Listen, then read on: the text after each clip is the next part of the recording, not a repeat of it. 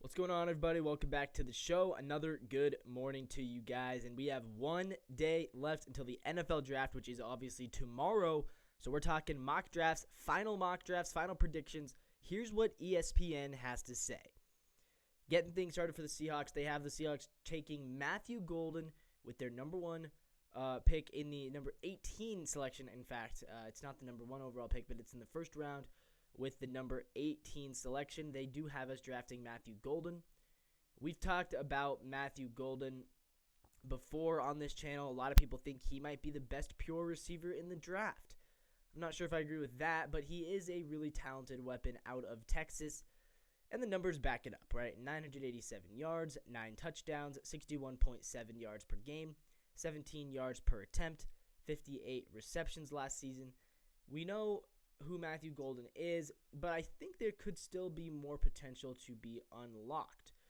Look, right now, Matthew Golden is known as this big play guy, but he's not the type of guy who is going to be a high volume guy. That's what a lot of people kind of believe, because what Matthew Golden has done is he's been this guy for Texas who, yes, you look at the yards per attempt is really good, 17, 9 touchdowns, but look at the yards per game, only 61.7.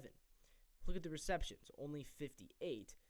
In 14 games, 58 receptions, so he averaged about, 5 receptions a game? A little bit less than that, actually. He averaged about 4.2 receptions per game, so he's not the highest volume guy. What makes Matthew Golden a real darling of this draft is because of that unlocked potential, right? A lot of people think Matthew Golden can be a high volume guy. Now, here's what I think is interesting about the Seahawks picking Matthew Golden is he's 5'11", 191. If you know who the Seahawks have, they already have two smaller kind of short frame receivers, right? JSN and obviously Cooper Kupp. So my question would be, do we need a third receiver who is kind of on that smaller frame, or would it be smarter to go out and get Tyrone McMillan, who's 6'4", who could really replace that DK Metcalf level of production and be that big body down the field?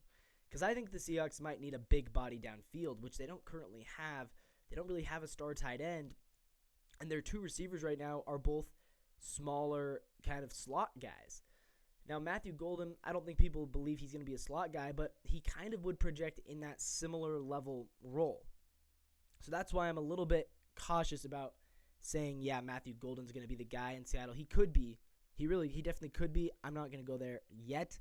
So I'm not sure if I agree with ESPN. I think the Seahawks might actually prefer Tet McMillan at number 18 if he's there. All right, but at number 50, the ESPN mock draft has the Seahawks selecting tight end Mason Taylor. This is a guy that I did not know very much about. Mason Taylor coming out of LSU. Last year, the numbers pretty good for a tight end, right? 546 yards, love to see that. 9.9 yards per attempt, that's good for a tight end, right? Only the 2 touchdowns, so a little bit less productive than maybe you would hope. But 45.5 yards per game, 55 receptions. Yeah, he was a good player. I feel like second round might be a reach for this guy, though. I'm pulling up his draft profile right now on NFL.com, see what they think about him. But personally, just from the numbers, it seems like maybe he's more of a third or fourth round pick. But the NFL.com really does like him. They have him rated as a 6.4, which is one of the highest grades you can get. They think he will become a good starter within 2 years. He's a junior, 251 pounds, 6'5". His production score last year for tight ends was 6th. His athleticism score was 5th. His overall combined score was 4th. Here's some of his strengths by Lance Zierlein. He's an ascending tight end with plus catch talent and Hall of Fame bloodlines. With just 3 seasons under Taylor's belt, more growth is expected in both his game and frame. His strengths, he's a very natural mover with above average athleticism. He's capable of running an expanded route tree. He has enough juice to run the seam and stack the linebacker. He tracks and adjusts to throw with ideal consistency. Catch focus seems undeterred. Plucks throws with natural hands and good extension. Boasts agility and hand quickness. Good body control with late adjustments on move blocks. His weaknesses, he's not very fast. He makes it easy to read and jump his route breaks. Needs to improve his physicality and leverage. requires better technique as a blocker, and he needs to bring his hands inside to improve block sustain. So he's not as good of a blocker, but they think he can catch the ball pretty well and run really good routes. Has the ability to become a high-volume target for a team looking to upgrade at the tight end spot. His NFL comp is Dallas Goedert. So that's actually a really good NFL comp. I mean, most of these guys, you read a thrilling review, you hear that, oh, this guy's an A-plus prospect, and then it's like, but his comp is who? So, but to hear that he's comped to Dallas Goedert, that makes me feel pretty good about Mason Taylor, actually. So maybe I disagree. Maybe I do like Mason Taylor at number 50. I just never heard of him really going in the second round until very recently.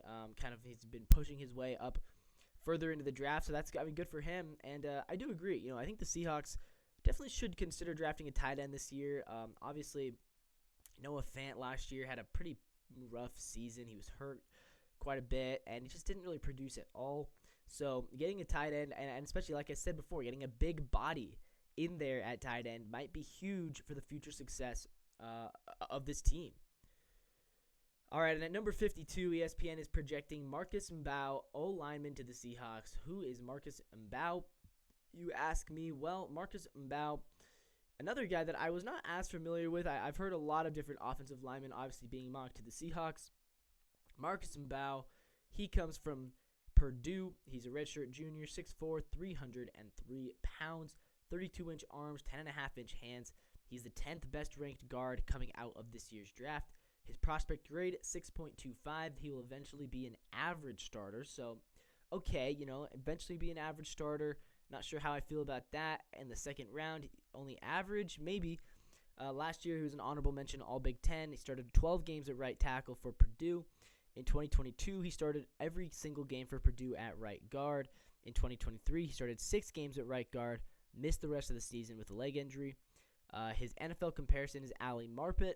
His draft projection is rounds 3 or 4. So, yeah, this would be, if the Seahawks take him at 52, that would be a bit of an overdraft from where he's being projected. Lance Zierlein writes, what he lacks in desired size and mass, he makes up for with athleticism, hustle, and elite instincts. Likely to head back home to guard after 2 years manning right tackle for Purdue. Free-flowing athlete with the ability to create chunk run opportunities with blocks on the second level or in space, but he's also willing to swap paint with aggressive first contact. His tendency to let his hands drift outside and a lack of mass could be early stumbling blocks in both blocking phases. His smarts and athleticism should help upgrade an offensive line-needy team that utilizes a move blocking scheme. So he's smart, he moves well, he blocks well, but he's kind of lacks the height and the weight that you might want out of a guard. But he could obviously add some weight, add some muscle. Here's his weaknesses.